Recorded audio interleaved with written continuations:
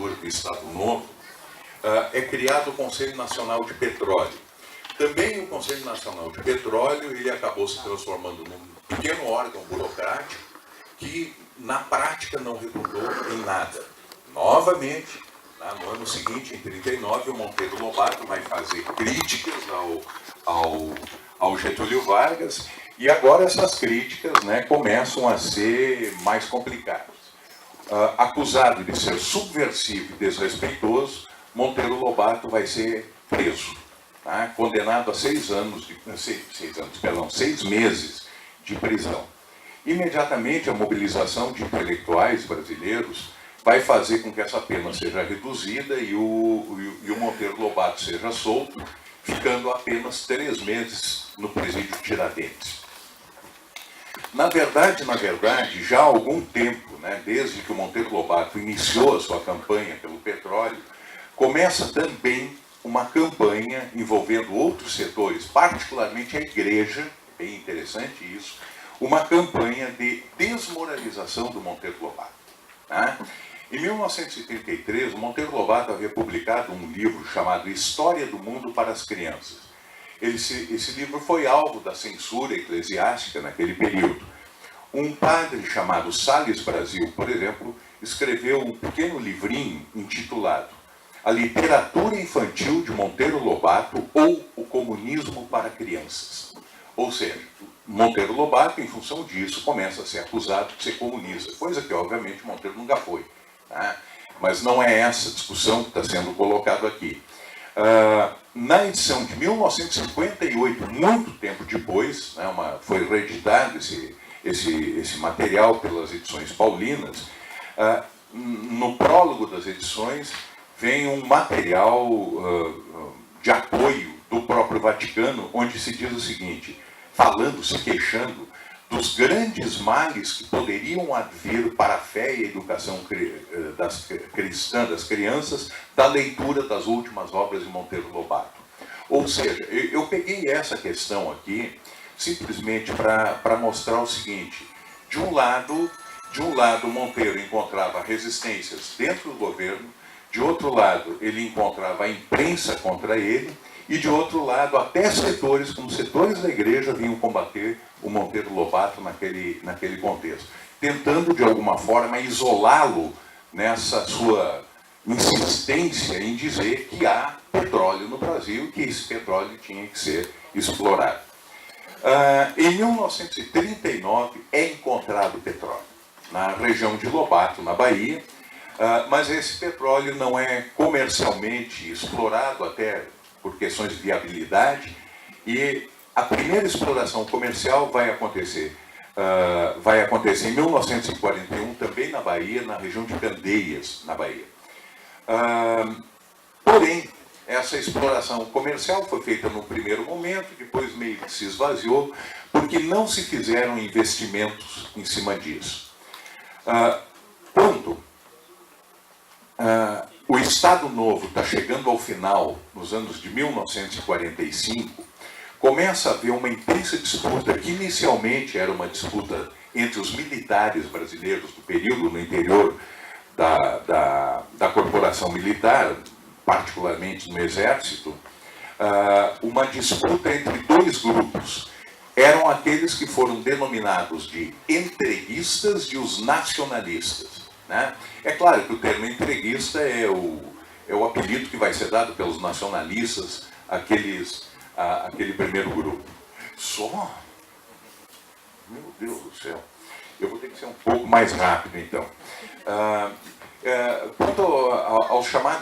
Quanto aos chamados entreguistas, vamos dizer assim, esses entreguistas, eles, digamos assim, propunham fundamentalmente a inserção do Brasil numa economia internacional, no sentido da atração de capital internacional, enfim, tá? Esses entreguistas eram representados politicamente, naquela ocasião, pela União Democrática Nacional. Era o grande partido político que se apresentava naquela ocasião como defensor da entrada de capital internacional no Brasil. No governo Dutra, né, essa questão se acirra ainda mais. Em 1946, no mesmo ano que foi promulgada a Constituição, vai ser lançada oficialmente a campanha O Petróleo é Nosso, tendo à frente a União Nacional de Estudantes, sindicalistas, o Partido Comunista, alguns militares nacionalistas, além de individualidades políticas que passam a participar disso. Essa campanha, O Petróleo é Nosso, acabou por se transformar certamente, até então, no maior movimento de massas, né, em termos de uma causa política feita no Brasil até então. No segundo governo Vargas, já no período populista, em 1950, o Vargas encaminha para o Congresso uma mensagem no sentido de criar uma empresa com o nome de Petrobras, Petróleos Brasileiros Sociedade Anônima. Quando é feito esse encaminhamento, o governo norte-americano, né, sentiu-se profundamente ofendido com essa questão, isso desagradou significativamente o governo americano. Imediatamente, quase que imediatamente após, no sentido de exigir do Getúlio Vargas uma posição política, o governo americano convida, entre aspas, o Brasil a enviar tropas para a Guerra da Coreia. Era uma forma de marcar uma posição política nesse cenário internacional. Vargas não aceita o convite e abre-se imediatamente um espaço de conflito entre o governo norte-americano e o governo do Getúlio Vargas naquele momento. Em 1953, apesar de todas as pressões sofridas por todos os lados, é finalmente decretado, né, aprovado no Congresso, a criação da Petrobras. Em 1954, no ano seguinte, Getúlio Vargas sofre um golpe de Estado e antes que o golpe se concretizasse, ele se suicida. O suicídio de Vargas levou... É claro, gente, eu gostaria de deixar bastante claro uma coisa aqui, desculpem eu fazer esse parênteses, mas é importante. A gente não pode atribuir a questão da Petrobras exclusivamente ao problema do suicídio do Vargas. Tem uma série de outras questões envolvendo isso, que infelizmente não daria para a gente trabalhar com isso agora. Mas eu estou apenas estabelecendo os elos entre a questão Petrobras e o restante da história do Brasil, né? Porque há também uma correlação entre uma coisa e outra.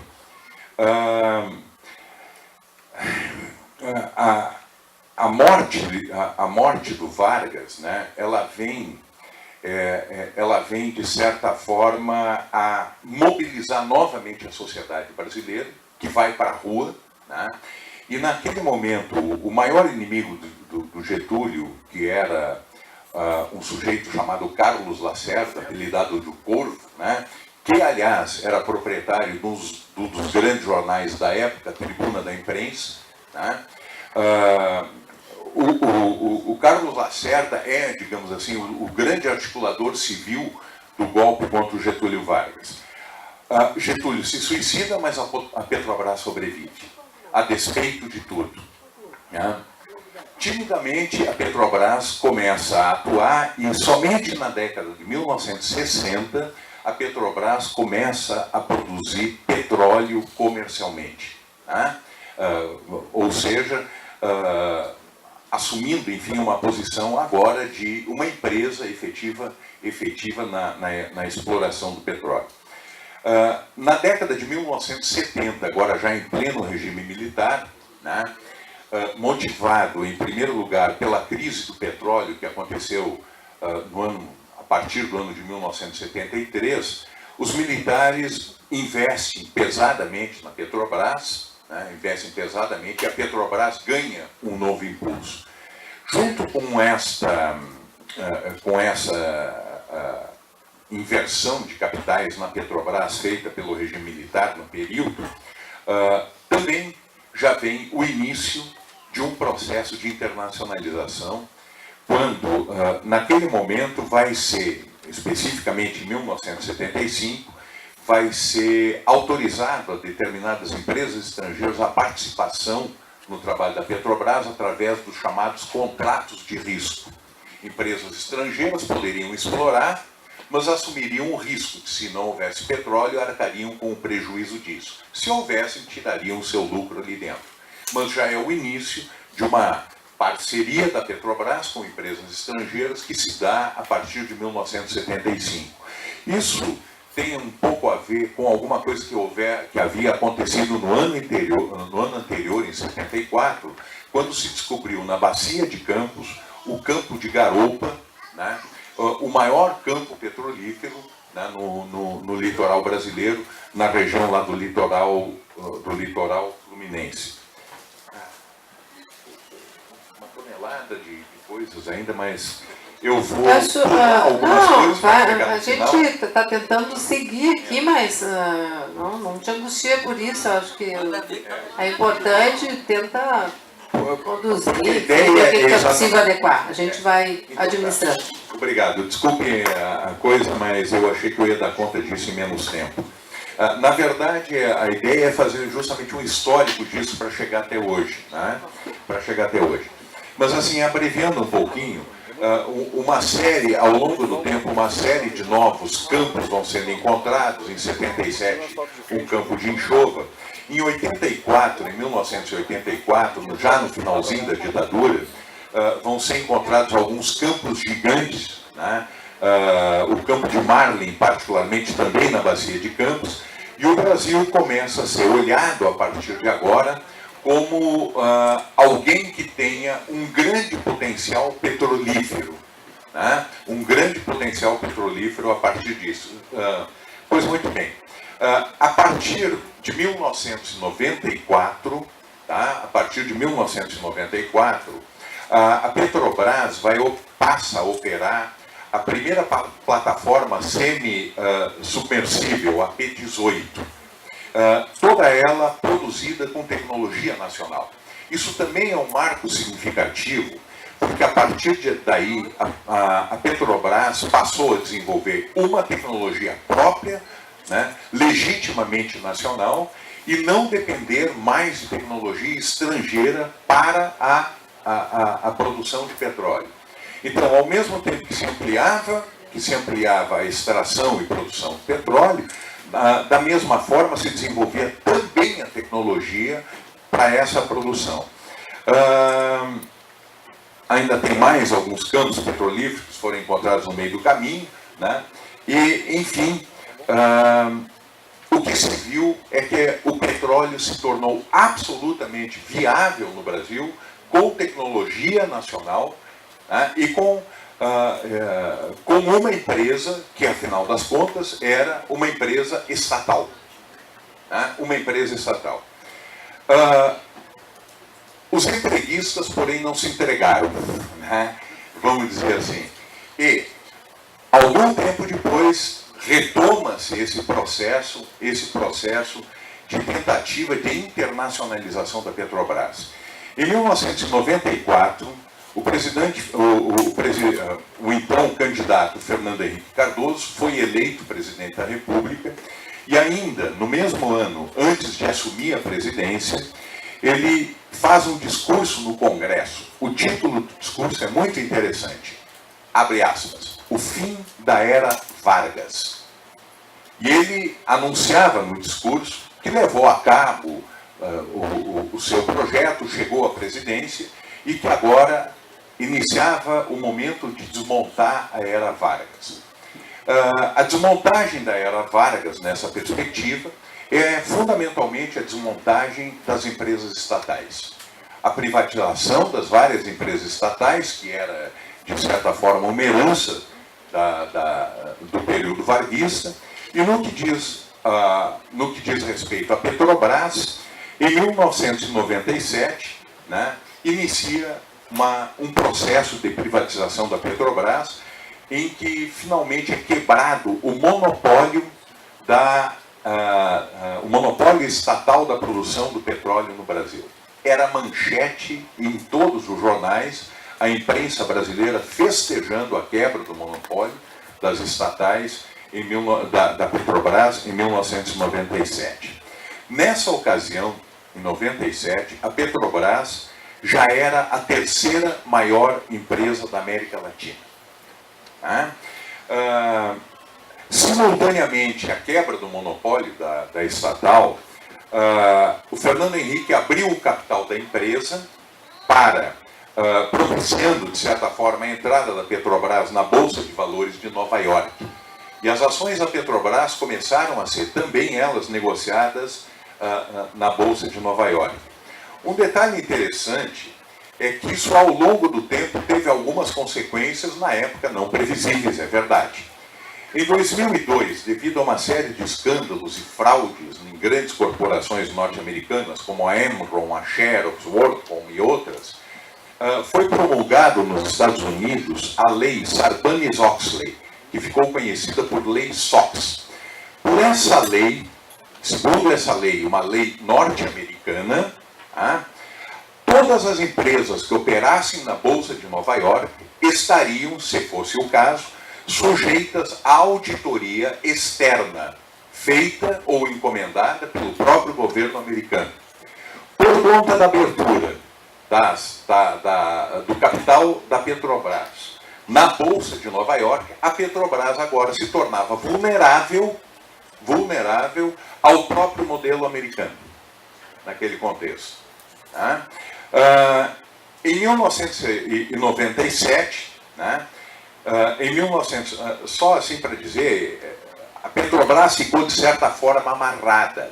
Eu estou colocando isso porque isso vai, em medida, ter uma relação direta com o que acontece aqui na frente com o problema da refinaria de Pasadena, na Califórnia, que foi, enfim, o pivô de uma crise na Petrobras. Pois muito bem. Em 1997, o modelo adotado pela Petrobras foi transformado em modelo de concessão. Então, agora, as empresas receberiam uma concessão, pagariam royalties para a Petrobras e o petróleo explorado ficaria com essas empresas. O petróleo, na verdade, só pertencia à União antes de ser explorado. Depois de ser explorado, pertencia a essas empresas exploradoras que atuavam conjuntamente com a Petrobras. No final do ano 2000, nós temos assim o sinal mais claro de que a Petrobras estava sendo desmontada. O então presidente da Petrobras, Felipe Reichelt, anunciou para o ano seguinte, para 2001, a mudança do nome da Petrobras para Petrobras, com X no final. Certamente muitos de vocês se lembram disso. O objetivo da troca do nome era facilitar o processo da internacionalização da empresa. Isto dito pelo próprio Felipe Reichelt.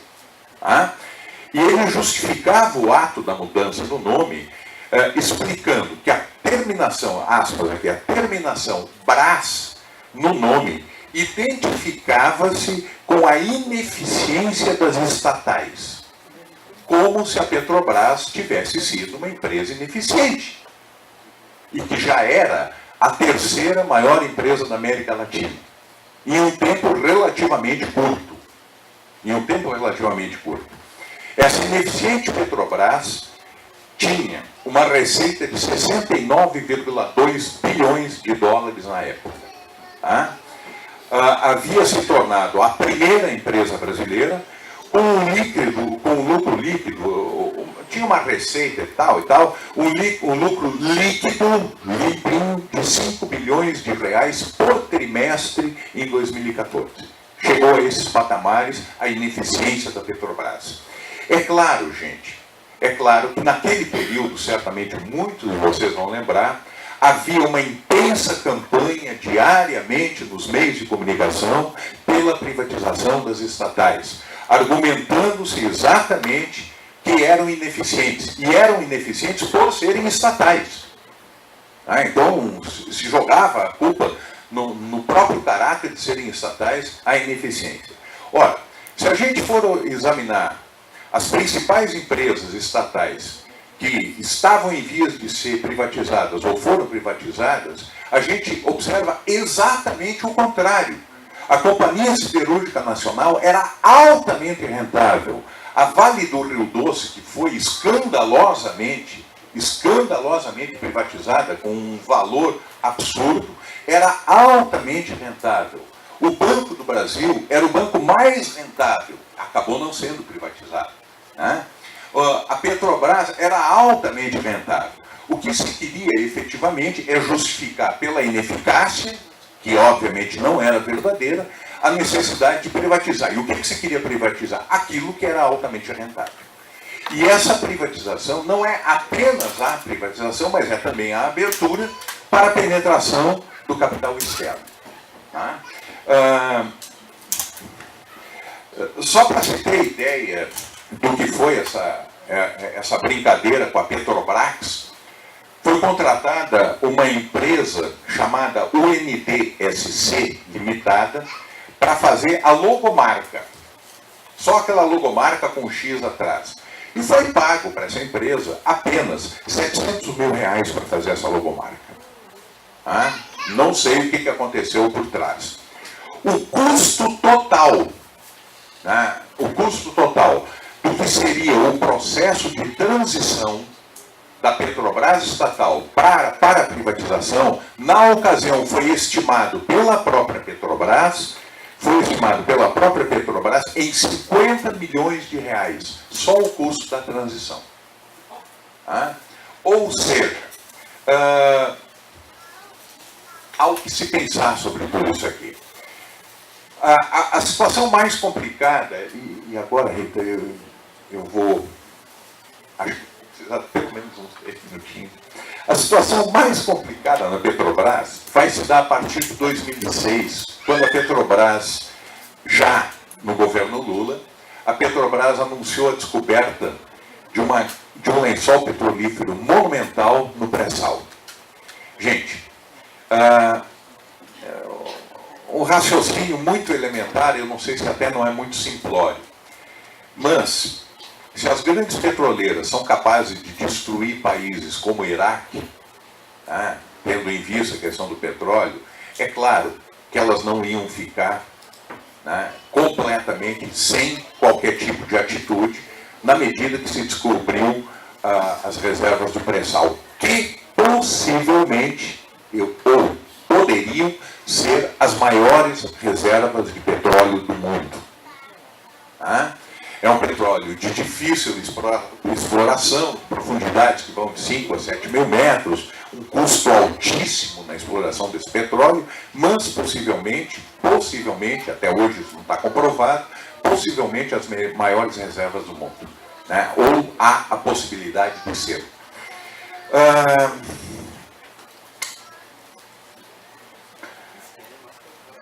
Em dezembro do mesmo ano de 2006, após as eleições presidenciais, o Wikileaks, daquele ex-agente da NSA, Edward Snowden, publicou 5 telegramas enviados pelo consulado norte-americano no Rio de Janeiro, a Washington, envolvendo a questão do pré-sal.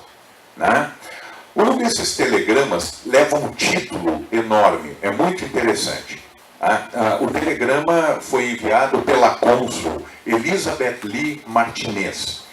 E ela se refere ao pré-sal, abre aspas, como uma nova e excitante descoberta e uma oportunidade de ouro para as empresas americanas. Num dos telegramas levava o seguinte título: a indústria do petróleo vai conseguir combater a lei do pré-sal? Ponto de interrogação. O que ela estava se referindo, efetivamente, era uma lei que havia sido decretada logo após a descoberta do pré-sal, que definia a Petrobras como operadora única do pré-sal, e outras empresas que viessem a participar, ainda por força da lei de 1977, que nós vimos antes, elas atuariam em regime de partilha. O regime de partilha colocava o seguinte: elas investiriam o capital, retirariam o petróleo e uma parte desse petróleo seria da Petrobras e não pagariam apenas royalties, como era no período anterior. Isso significaria reduzir significativamente para essas empresas, particularmente,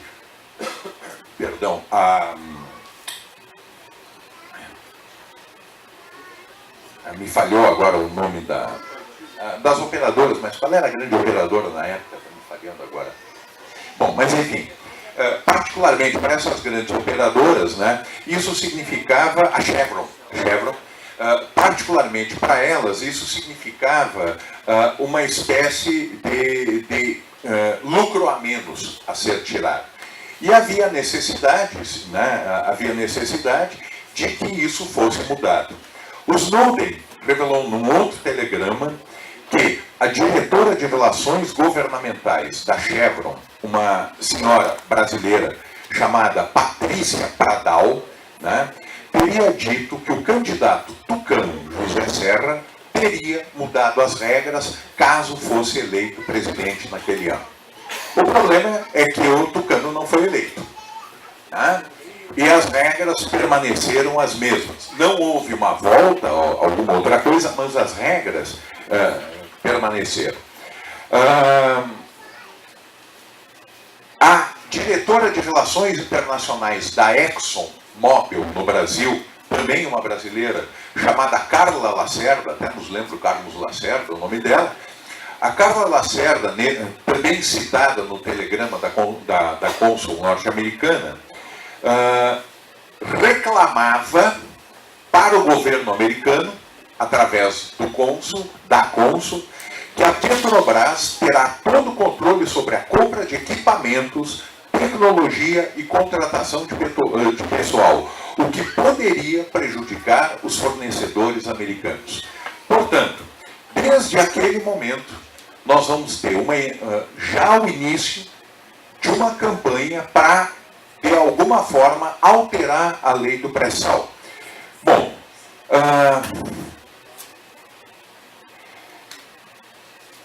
um dos problemas ainda relativos a isso mostra que em 2013, agora, bem recentemente, também em revelações do Wikileaks, o governo norte-americano espionava a Petrobras e as contas eletrônicas da Dilma Rousseff. Todo mundo lembra da história. Né? Todo mundo lembra da história. Mas, além da espionagem para cima da Dilma, também havia a espionagem para a Petrobras. O que, aliás, levou a um ato diplomático, que é uma espécie de tapa de luvas. A Dilma cancelou uma viagem que faria, uma visita que faria ao presidente Barack Obama. Para concluir, para concluir, entendo. Um outro problema complicado, além da exploração do petróleo, é o problema do refino. A primeira refinaria da Petrobras que começou a operar durante a ditadura, foi a refinaria Getúlio Vargas, que começou em 76. Até então, a Petrobras atuava fundamentalmente na prospecção e exploração de petróleo. Em 2009, vai ser além da Alberto Pasqualini e lá no Nordeste, em 2009 é que se retoma a construção das refinarias, quando é construída a refinaria lá no Rio Grande do Norte, chamada refinaria Clara. E houve uma coisa gigantesca nisso também. A Astra Oil se desentendeu muito fortemente com a Petrobras. A Petrobras pretendia investir pesado na refinaria de Pasadena e a Astra não tinha como investir pesadamente também. E não abria mão de ter 50% do capital. Tá? Então vai haver uma discussão muito grande, essa discussão vai cair na justiça americana, na justiça norte-americana, e o tribunal, a Corte Federal de Houston, determina, para resolver essa pendenga, que a Petrobras compre 50% da Astra e tenha 100% do controle da refinaria de Passadina. E determina um valor estratosférico para a compra da refinaria. A Petrobras faz negociações à parte com a Astra, e num acordo extrajudicial, essa refinaria vai ser comprada agora, essa parte da refinaria vai ser comprada agora recentemente, em 2012. Foi pago isso, foi pago aquilo, num total de 1,242 bilhão de dólares. Tá? Foi um tiro no pé. Curiosamente, as negociações para essa compra foram conduzidas por dois personagens que estão aí no noticiário do dia a dia. Nestor Cerveró e Paulo Roberto Costa. Eram os caras que estavam no processo da negociação. O fato é que a Petrobras foi francamente prejudicada, primeiro, pela justiça americana, né? E, em segundo lugar, pelos valores que foram arbitrados para a compra da Petrobras. E, em terceiro lugar, pela facilidade com que foi feito esse acordo pelos senhores Paulo Roberto Costa e Nestor Cerveró. Né? Em 2014, agora recentemente, março de 2014, a Polícia Federal chegou no Paulo Roberto Costa através de um processo de lavagem de dinheiro. Né? Certamente isso tem alguma coisa a ver com as negociações dessa empresa. Né? E só para situar ainda, eu gostaria de colocar, Paulo Roberto Costa e Nestor Cerveró eram funcionários de carreira da Petrobras e que foram alçados à condição de diretores, curiosamente os dois no mesmo ano, em 1995, cargos de diretoria, sendo que o Paulo Roberto Costa pessoalmente foi indicado pelo então presidente da República, Fernando Henrique Cardoso. Tá? Eles eram, imagina-se, homens de confiança de Fernando Henrique Cardoso naquele contexto. Tá? Eu não estou querendo insinuar nada aqui, isso é bastante perigoso, eu apenas estou juntando as peças. Né? Juntando as peças para tentar entender o que está acontecendo. Bom, gente, eu acho, tem mais algumas coisinhas que eu queria colocar, mas eu acho que para iniciar uma provocação sobre o debate da Petrobras é o que mais simploriamente eu poderia colocar aqui. Tá?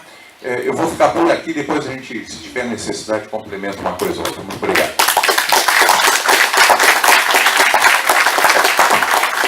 Obrigado, professor Ricardo. Fez uma abordagem necessária sobre a história do petróleo. A gente viu que é uma história difícil, porque o primeiro discurso é que não tinha petróleo, aí vencido isso, não temos condições de explorá-lo, porque não tem tecnologia, não tem, precisa de investimento. Vencido isso, se cria uma estatal com um monopólio estatal sobre a exploração, refino, até que, com a era dos neoliberais, se rompe este monopólio, abrindo o capital estatal através do regime de concessão. E, durante todo esse período da história do petróleo, nós assistimos inúmeros momentos de denúncia de corrupção.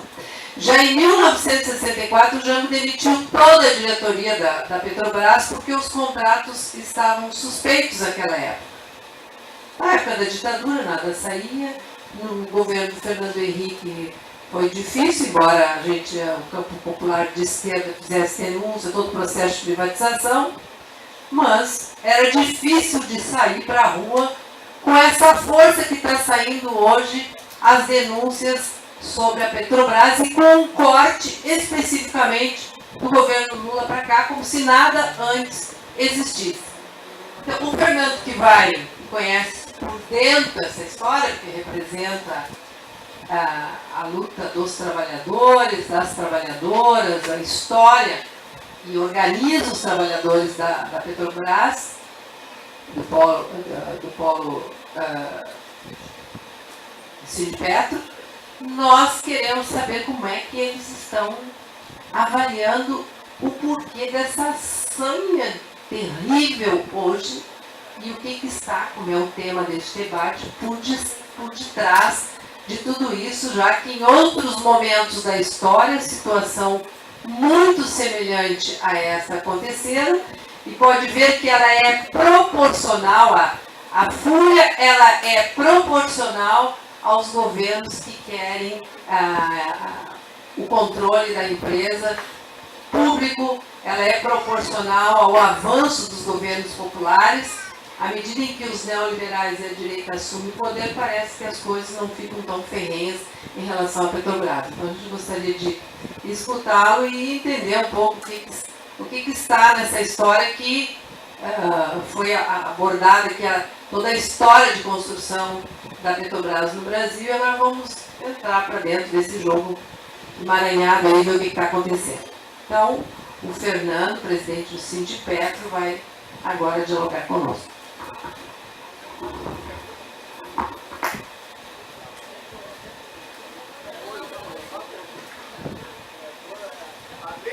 Companheiro, só um momentinho.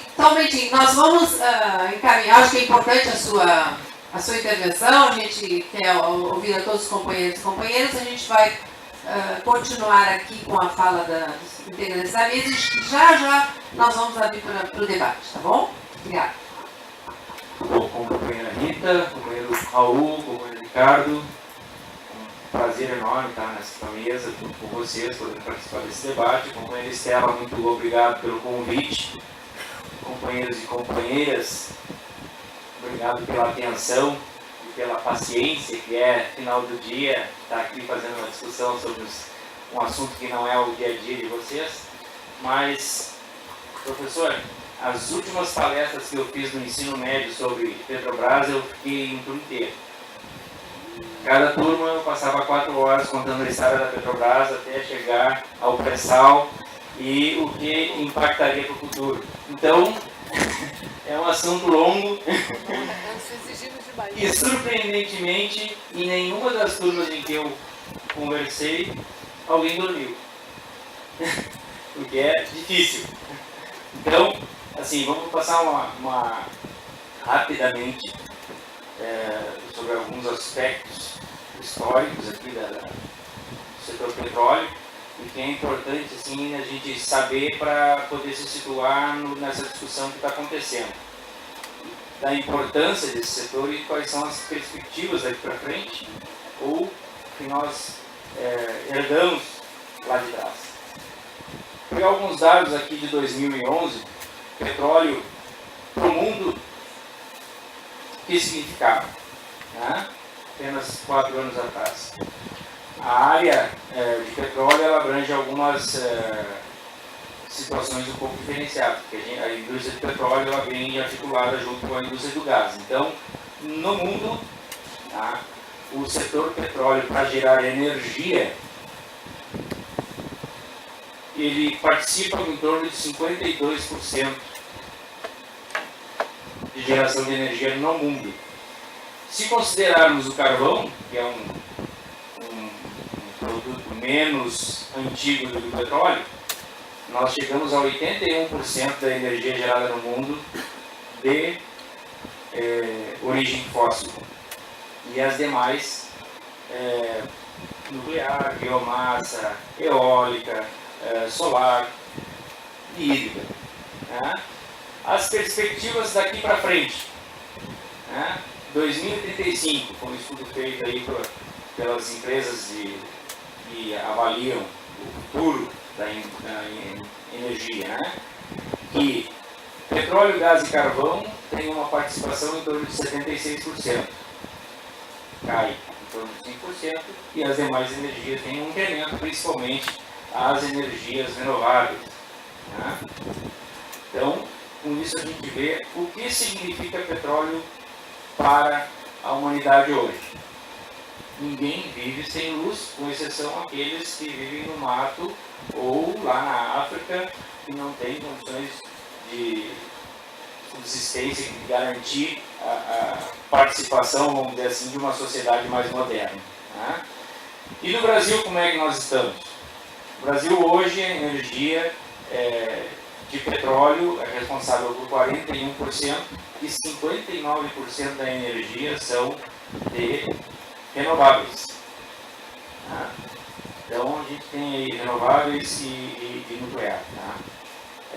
Então aí a gente vê, desculpa, inverti, 41% renováveis e 59% não renováveis. Então nós temos uma participação muito maior, é um dos países do mundo que mais tem participação de energia, principalmente a hídrica, e com perspectivas de aumentar muito nos próximos anos com a entrada em operação de hidrelétricas que já estão em construção e algumas que estão previstas nos próximos anos. Então a gente vê que o petróleo ele é responsável por muita coisa. Além de energia que a gente conhece aí, gasolina, óleo diesel, o QAV, que é a querosene de aviação, o GLP, né? Mais 4.000 produtos são originados da matéria-prima petróleo. Plásticos, borrachas, fibras sintéticas, tintas, fertilizantes. Até um fato pitoresco, né? O ex-candidato ao presidente da Serra, agora há poucos dias, disse que a Petrobras ela não tem que se meter a fazer adubo. Né?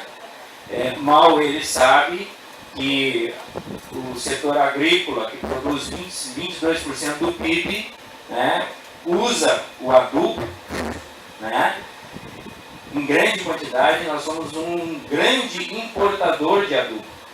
Então a Petrobras entrou nesse mercado, inclusive há menos de 2 anos ela comprou aqui no Paraná a fábrica de fertilizantes.